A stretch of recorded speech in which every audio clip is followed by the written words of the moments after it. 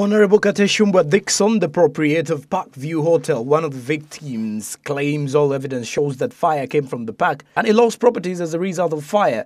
He suggested that the ministry should cooperate with the private sector to help each other because they need each other as government. They need tourism for revenue and as the lodge owners need the guests. The fire started from the national park by UWA as part of management of burning and spread to the lodge.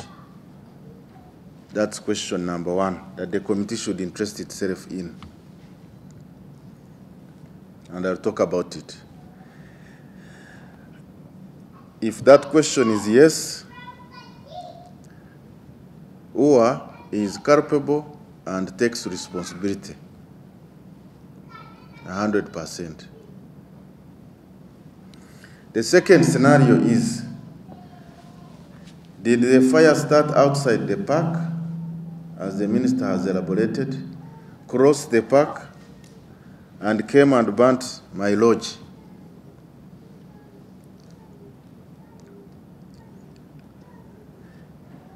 If that is the case, who takes responsibility and who is culpable? And I really take exception to the minister drawing parallels with the hotel being burnt in Kampala and an owner claiming KCCA. It's really very unfortunate. Kateshumbwa said the Uganda Wildlife Authority was involved in burning of vegetation in the week leading up to the fire outbreaks, according to the satellite images. He adds the fire that burned the lodges was from the parks. I need you to interest yourself in the satellite images of UWA for the whole week, for you to appreciate that what they are telling you are totally lies. The whole week, UWA was burning the park. As a matter of fact, 2 days before fire had come, that lodge was supposed to be burnt a few days before. But UWA quickly came and put it off. We have the evidence. Meanwhile, the representative of Mazike Valley Lodge reveals that they continue to face challenges as they are immediate neighbors to the park and they lost their main restaurants and 2 cottages, and this affected their business. We as the lodge, we were informed the day before that they are going to burn.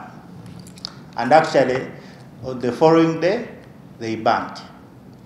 We put all we could in place to fight the fire, and we were not able to stop the fire. The lodge was destroyed. We lost our main area, the restaurant, the bar. We lost the kitchen, and we lost 2 more cottages. So we couldn't operate because most of the sensitive areas were burnt down. You cannot house a client when you don't have a kitchen, when you don't even have a restaurant where you can sit them. So as we even speak now, we are out of business. We cannot host a client. We have lost property. We have lost business. And then all we hear, all that you see on ground that UWA is doing is to protect themselves. However, the Ministry of Tourism and the Uganda Wildlife Authority denies the allegations that the fire was because of them.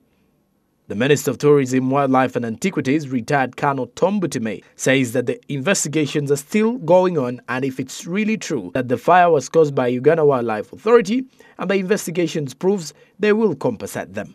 When I heard of this fire, they said Parkview Hotel has been burnt. You must compensate. I said, well, take it easy, let us investigate, isn't it? Take it easy, let us investigate. If the investigation leads and satisfies the authorities, isn't it, the investigators, that fire came or was started or emanated from the national park under the responsibility of UWA, then we are culpable, isn't it?